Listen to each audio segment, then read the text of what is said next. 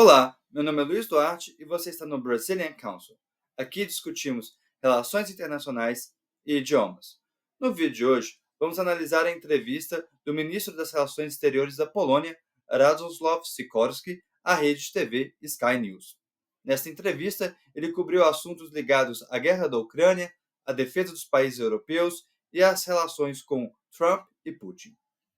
O primeiro ponto discutido na entrevista foi a questão dos orçamentos. Ele recordou que a Rússia hoje tem 14% do seu orçamento dedicado à defesa, à guerra, a anexar a Ucrânia, né? Vencer a guerra e anexar os territórios ucranianos e, eventualmente, a Ucrânia como um todo. E temos que recordar que esse é um valor muito alto, né? Donald Trump, repetidas vezes, discutiu o fato de que os países europeus, membros da OTAN, não estavam gastando os 2% requisitados pela aliança, né? E depois de toda aquela discussão que houve no Oval Office da Casa Branca, os países europeus entenderam que precisam se rearmar. Sikorski ressaltou este ponto, e os orçamentos estão subindo muito, né? A Polônia, que já gastava acima dos 2%, está indo agora para 4%, e a Lituânia anunciou que vai gastar 5%, o maior orçamento, né, o maior percentual do seu orçamento entre os países europeus voltados à defesa. A gente tem que recordar também que a Lituânia é um país pequeno, o orçamento é pequeno, então, para qualquer gasto relevante, eles excedem isso, um número percentual de forma rápida, né? E o Sikorski ele fala dessa importância da Europa se rearmar, né? Eles não podem mais dividir os dividendos do período de paz, porque claramente estão numa nova fase. Um outro ponto, né, que foi discutido logo em seguida, ele foi questionado se o Putin poderia seguir avançando rumo ao oeste, né? Então, avançando ali para o lado da Polônia e outros países, e o Sikorski falou, olha, isso claramente faz parte do plano do Putin, né? O Putin falou mais de uma vez que ele deseja reconstruir a União Soviética, e para isso vão os antigos territórios soviéticos, né? Em primeiro lugar. Nesse processo, ele fala que é fundamental a defesa da Ucrânia, né? Porque se a Europa perde ali, né, as pessoas, os recursos, né, e o maior exército que está ao lado deles, diga, o exército ucraniano, todo esse recurso, né, na mão do Putin, não imediatamente, mas a posteriori, poderia ser utilizado na máquina de guerra russa, com o intuito de buscar outros territórios, né? Sikorski não mencionou isso, mas visto por outros analistas, um país que poderia ser tomado seria a Moldávia, né?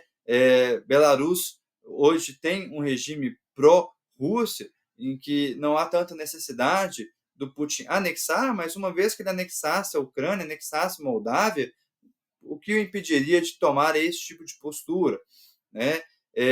Sem falar também, é claro, nos territórios na Ásia Central, né? Antigos países ali, o Cazaquistão e outros, que hoje estão fora da discussão, né? Os principais países que são levantados na discussão, caso a Ucrânia perca a guerra e seja anexada, né? Ou grande parte do território ali que o Putin já controla neste período de guerra, é que a Moldávia e a Geórgia seriam países eventualmente anexados, né? Países que não fazem parte da OTAN, não possuem grandes alianças defensivas e estariam mais vulneráveis a uma máquina de guerra cada vez mais experiente, mais reforçada. Outro ponto levantado sobre isso era, né, a primeira resposta de Sikorski era que a OTAN não quer uma guerra com a Rússia, né? Ela é uma aliança defensiva e o Putin sabe disso, né? Ele retirou parte de suas tropas ali que ficavam em Kaliningrado e também na fronteira com a Finlândia, mostrando que ele percebe que ele não corre risco de perder tropas ali, né? Essas tropas foram movimentadas, né, para defender outros terrenos e também para serem utilizadas na guerra na Ucrânia. E isso mostra que ele entende que a OTAN de fato, é uma aliança defensiva, né? Então ele não se sente claramente ameaçado e, por isso, não haveriam necessidades dele partir para o ataque para países membros da aliança, né? Mas aqueles, como eu mencionei, que não fazem parte da aliança se tornam vulneráveis, né? Um outro ponto levantado era sobre a relação com Donald Trump. Se o Donald Trump, a pergunta foi se ele se importa com a Ucrânia. E o ministro das Relações Exteriores foi um tanto evasivo. O entrevistador ele volta na pergunta depois, falando que ele não havia exatamente respondido a pergunta. E juntando as respostas todas, né, dadas por Sikorski nos dois momentos da entrevista, ele fala que Donald Trump quer um acordo, né? Ele quer ter sucesso.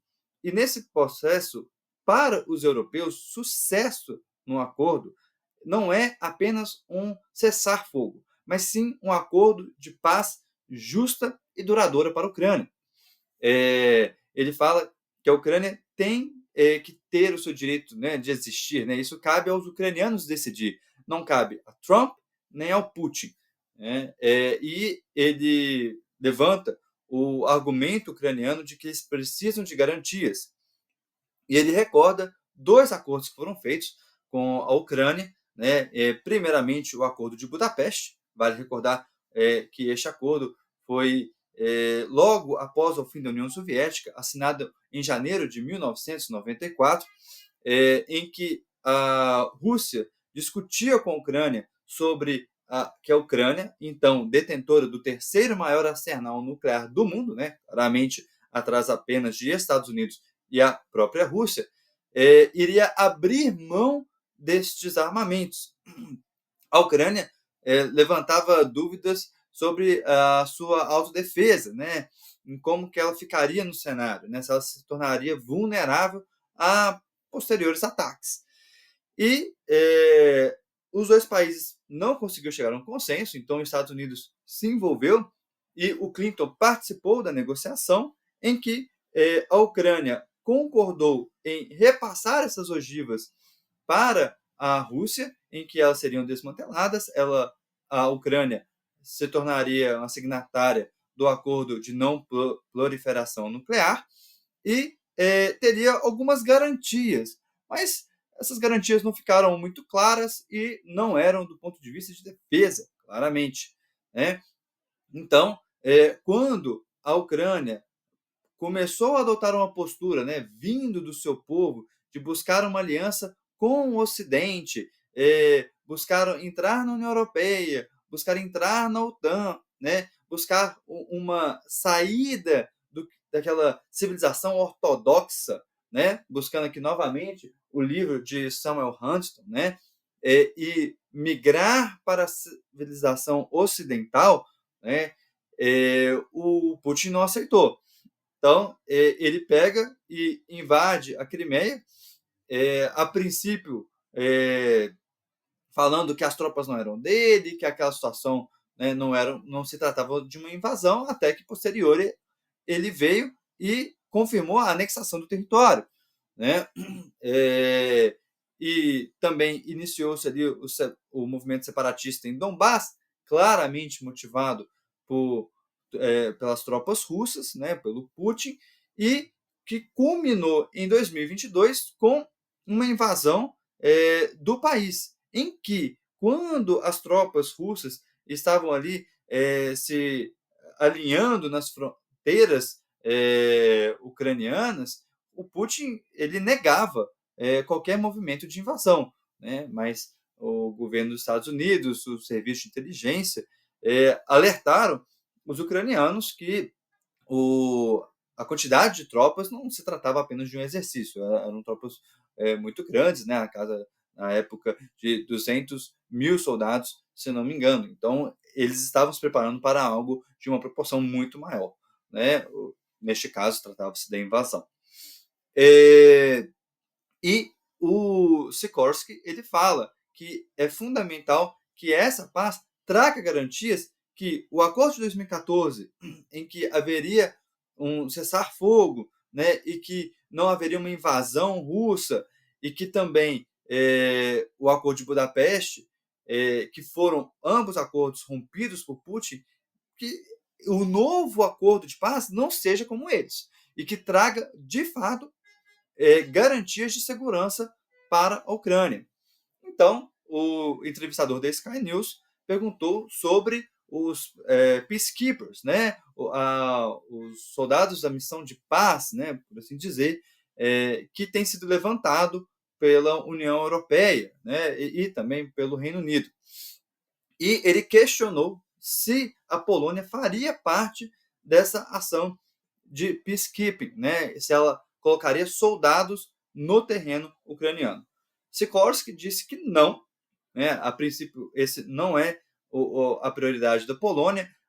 A Polônia, ela entende que, como ela está na fronteira da OTAN, né, e tem 600 quilômetros de fronteira com a Rússia e Belarus, o objetivo principal e primário da Polônia é defender essa fronteira e defender também um porto, né? Então, ele colocou repetidas vezes que o foco da Polônia é defender o esforço logístico da OTAN e defender essa fronteira, né?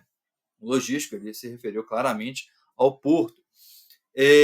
Mas que, quando questionado que o Putin não aceitaria essas tropas, né, ele falou: olha, a guerra ela se iniciou basicamente com o questionamento de quais tropas teriam direito de ficar dentro do território ucraniano.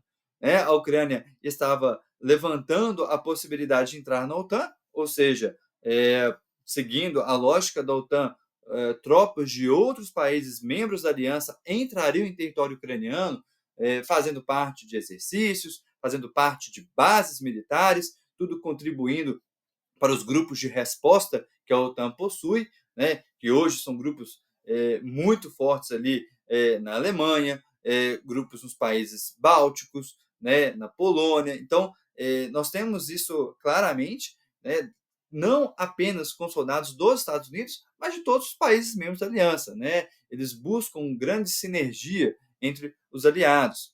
E a Ucrânia estava buscando isso, não como peacekeeping, né? Ela estava buscando como a aliança mesmo. Né? Então, estão vindo aqui para participar da defesa nossa, junto aos nossos soldados, e não como, quando a gente pensa em peacekeeping, muitas vezes o que vem à nossa cabeça são aqueles soldados de uma terceira parte do conflito, em que vão ajudar a monitorar um território para que as duas partes do conflito, neste caso, Ucrânia e Rússia, não entrem em contato. Né? No caso da OTAN, não, eles estariam lado a lado com os soldados ucranianos, né? Claramente. E o Putin não aceita isso, então ele quer colocar os soldados dele lá, né? E eventualmente tornar os soldados ucranianos soldados russos. E o entrevistador da Sky News, ele virou e falou que o Putin não aceitaria. E aí o Sikorski disse: não é prerrogativa do Putin decidir isso. Isso cabe aos ucranianos. Né? Como eu mencionei, ele vai reforçar isso várias vezes, né? Na entrevista, o Sikorski. O entrevistador pergunta: e um eventual acordo em que o Trump concorde em ceder territórios, né, a Crimeia, ao Putin? Né? E o Sikorski fala novamente: a Crimeia, né, ou qualquer outro território russo, ucraniano, não é dos Estados Unidos, para que os Estados Unidos possa dar. Né? Aqueles territórios pertencem à Ucrânia. E então, apenas os ucranianos podem analisar que tipos de sacrifícios são válidos pela paz, porque são os seus soldados que estão morrendo, são as suas famílias que estão sendo deslaceradas, são os suas cidades, suas infraestruturas que estão sendo destruídas. Então, ele sempre reforça essa autodeterminação dos ucranianos. E aqui é válido um ponto em que ele se coloca, eu entendo, né, nós devemos entender Polônia, né, na mesma condição.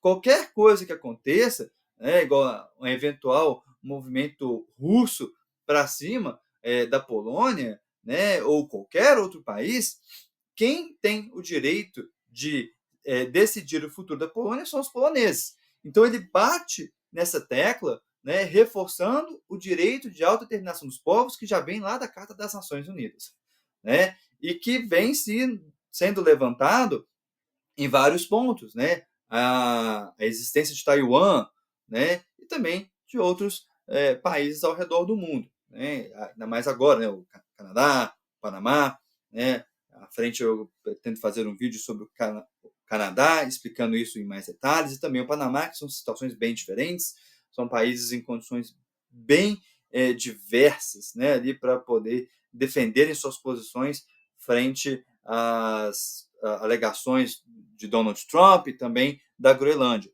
Mas o que a gente vê é que estes países, vendo essa mudança na ordem mundial, eles estão reforçando o direito de autodeterminação, né? Depois disso, o entrevistador da Sky News também pergunta sobre a questão do acordo, se é confiável, e ele vira e fala: olha, o Putin, né, como eu citei, ele negou que eram suas tropas na Crimeia, negou que se tratava de uma invasão da Ucrânia. Então ele fala: apenas o acordo não basta, porque a palavra do Putin não é confiável, né? Ele publicamente mentiu. Então você não pode apenas ter fé na palavra dele. E ele vira e fala o seguinte, né? Se vai ter uma paz, tem que ter outras garantias. Aí a gente volta, né, em antigos presidentes falando que, né, o Ronald Reagan falava isso, que para negociar com a Rússia, né, negocie, fale de paz, mas a partir de um ponto de força, né? Você tem que ter algo ali para poder dissuadir, né? E em seguida, o entrevistador da Sky News levanta um ponto que tem sido levantado, né, e que é muito delicado. Diante das celebrações de Moscou, falando que os Estados Unidos está muito alinhado com a sua postura, né, a postura externa dos Estados Unidos hoje está alinhada com a postura externa da Rússia, várias pessoas, analistas, políticos, têm levantado o questionamento se o Trump tem sido manipulado pelo Putin, né? Um antigo conselheiro do Donald Trump falou isso abertamente, né? John Bolton falou isso. Então, ele foi questionado e o Sikorsky respondeu: olha, essa tática de fazer grandes pressões, fazer demandas quase que irreais, né, não factíveis, é uma tática antiga soviética no intuito de conseguir seus objetivos e que eles não deveriam ser enganados por isso. Ele respondeu dessa forma, ele não foi mais claro, né? Ele é o ministro das Relações Exteriores da Polônia, é aliado dos Estados Unidos, ele não vai expor isso assim, né? Mas é um questionamento que tem sido levantado. Claro que colocar o Trump como uma marionete de Putin é um tanto exagerado. Mas o ponto é, será que o Putin tem sido muito mais habilidoso em convencer o Trump a jogar, né, usando a analogia de cartas que o Trump colocou nessa discussão, jogar com as cartas que o Putin está dando, né? Então, isso tem sido levantado e questionado, né? O quanto que os Estados Unidos têm defendido sua própria posição ou se ele tem feito o que o Putin quer, né? E depois, a última pergunta da entrevista também foi muito delicada, né? A Sky News perguntou: você confia em Donald Trump? É uma pergunta muito clara, sim ou não, né? A gente espera muitas vezes que países que são aliados no cenário internacional ou que são claramente inimigos tenham uma resposta imediata. Sim, confio, né? Não, não confio. Ele é um ponto de insegurança para a gente, não? Ele é um ponto de segurança para a gente.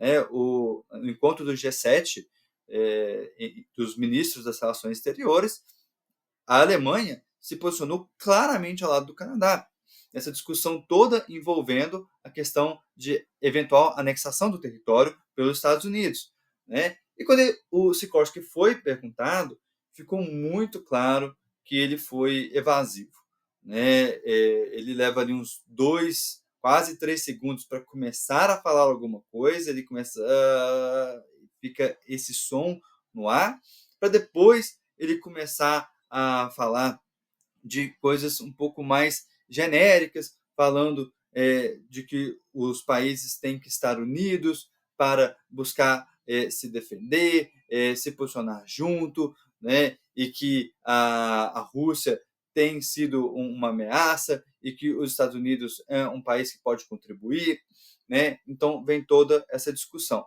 Mas o ponto Radoslav Sikorski foi evasivo na pergunta, né?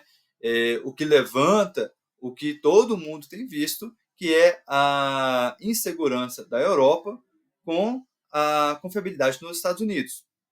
E, por fim, né, uma pergunta que foi levantada também era sobre a questão de armas nucleares americanas no território polonês, que a Polônia estava pedindo, né, e que também levanta outro ponto, que é o fato da Polônia ter iniciado discussões sobre se ela também deve buscar uma arma nuclear, né? Uma vez que a Ucrânia ficou claramente vulnerável e desprotegida sem essas armas e foi invadida. É claro que a Polônia hoje faz parte da OTAN, mas a OTAN está se fragilizando, né? A gente vê isso na resposta evasiva do ministro sobre o quanto ele confia no presidente do país mais forte da aliança.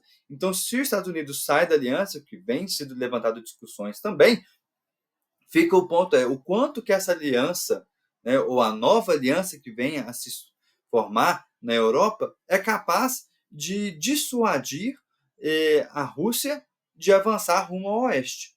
Então, isso levanta aquela pergunta, olha, devem buscar mais armas nucleares? Porque apenas a França e com o Reino Unido, se o Reino Unido entrar nessa discussão de forma mais clara, embora apenas a França tenha falado sobre isso, de usar o seu guarda-chuvas de armas nucleares para proteger toda a Europa, ainda são poucas armas para dissuadir a Rússia, né? Embora tenha essa questão toda de quanto elas podem destruir, existe a questão tática ali que deve ser, parte dessas armas são usadas para destruir outras armas, então é muito mais sensível do que apenas o número propriamente dito, né?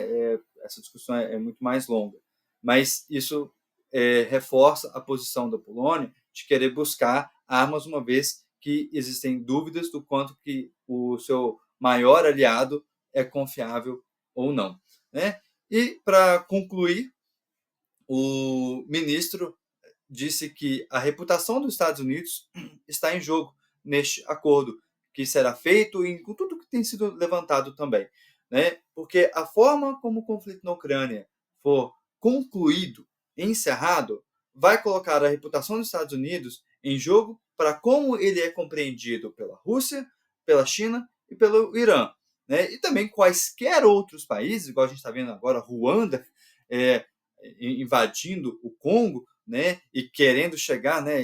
Chegando falas aí de querer chegar na capital do Congo, que está na outra ponta.